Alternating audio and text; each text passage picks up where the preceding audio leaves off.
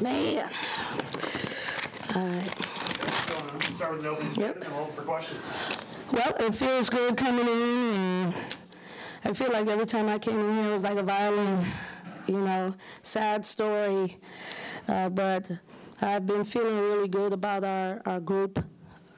When I looked at the statistics with Florida coming in, I was nervous because out of the 55 shots a game that they take, they shoot 27 threes. And I said, oh, God, there's no way we can match that. And they make 9 a game, and they almost got their average.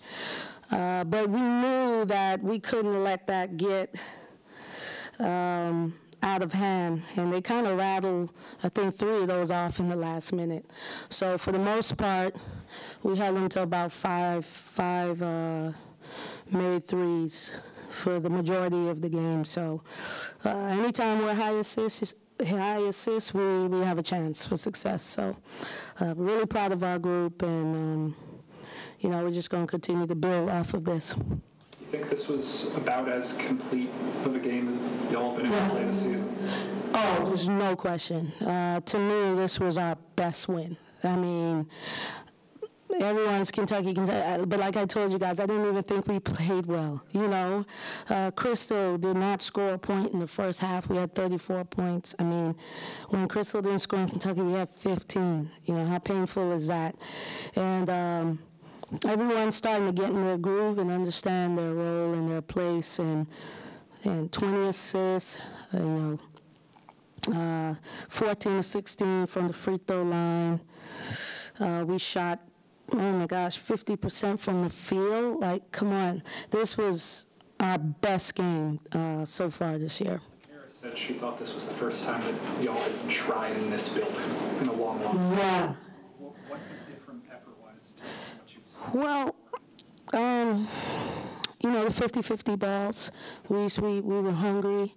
You know, winning cures a lot. So when we got the win at Kentucky, what it did do is it allowed us to coach harder and more, and the young ladies to be a little bit more open.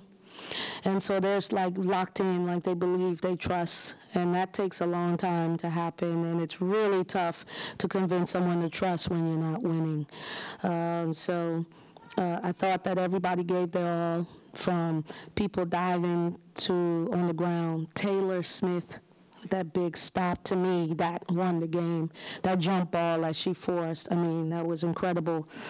And so, yeah, I would have to agree. This is the first time in a couple of years Ole Miss is trying to go to back-to-back wins at conference. What does that say about the direction of the program? Well, listen, when I got the job, we were at the bottom, so we can only go up, right? And so it's good to know that we're trending upwards. I still believe that we will probably play our best basketball in March. Like I believe we're a month behind most teams, but that's good news. And so everyone's, but we are in a good place right now. Everyone's excited. Everyone's happy to represent Ole Miss. There was a moment where I didn't let the young ladies wear practice jerseys because I didn't feel like they were playing with a lot of pride. And to me, when you're at a place like this, like, you have to have pride because this university gives us so much, right? And so they earned it about a week ago, and now you're seeing what it looks like when a team, and it has nothing to do with the win or loss. It has everything to do with the effort that they gave today and at Kentucky. Sessom finished with 19. I mean, you talk about trending up. I mean, that three with about a minute left, you know, essentially, huge. Yes, essentially sealed the game. And what did you see out of her performance? How do you assess that? Well, we knew that Drake at some point would make a shot, but what was happening was Chandrika had not been in the gym. Thank God school doesn't start until the 22nd, so we're not limited to hours, so I could kind of make them. And so I just told her after the Kentucky game, I said, lady, you can't shoot 18% from the field. Like, you just can't do that. And we agreed that she would make 500 shots a day. So that's the result of 500 shots a day. And if she doesn't keep doing that, then I don't know what to tell her. Yeah, and when Mimi Reed goes out early fourth quarter, yeah. how big how big is her performance there as, I mean, kind of filling in for another? Huge. You know, we've been in games and had to play games without Mimi. The TCU and the Jacksonville State. And there are a lot of times where Crystal runs the point. So, you know, no one panicked or anything. If anything, that was poor coaching on my end. I didn't think she would get a foul on that.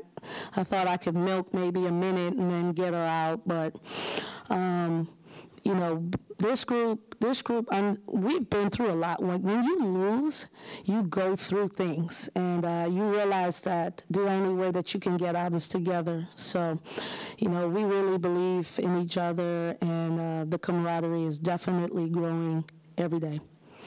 When someone like Salter scores double digits in the first half, and what does that do for your team in the second half? Well, she loves it. You know, LaCares is the crowd pleaser.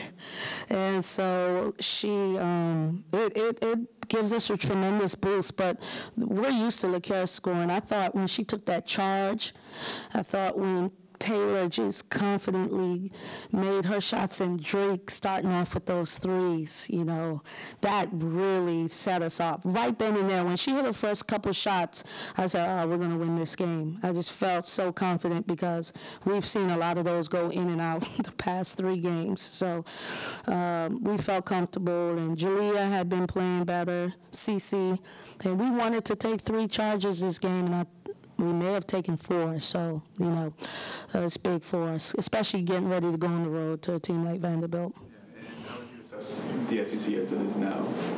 Well, I call it the Hunger Games. I just think you either eat or you're eating because, you know, you're going to get ate because it's so physical, night in and night out. You know, anytime you step on the floor, you can win or lose. Nothing's guaranteed. We've seen some crazy things happen, like, for example, Ole Miss going on the road and beating Kentucky, who was ranked. And so it's brutal. But we've played the #1 team in the country in UConn. We've played a really tough non-conference schedule. I had nothing to do with that, trust me. But it's paid off. We're not starstruck by anyone. We're going to come out and we're going to give 100% of the time. Anything else? I guess lastly, if you win against, if you take your next win, that's 3 conference wins in a row for the first time in like a couple of years. Like, what do you have to do to keep building that out? You said being starstruck. We may just have to pack it up and head. No, we're just. Everyone loves winning, so when we win, it's not hard to get them pumped up to get another one. It's the hardest one is the first one, and we got over that hump with Kentucky. So now, our young ladies, I know that they're focused on next one. See, we treat every game like a championship, so for us, we don't care if we're not the team that was favored to win, because in a championship, you don't have to be. That's what makes March Madness so great. Well, every game for us, we have decided to treat like March Madness. And so today was a championship for us. And so they'll be ready for another championship in Vanderbilt. And, you know, I'm excited about another opportunity. Cool. Thanks, guys.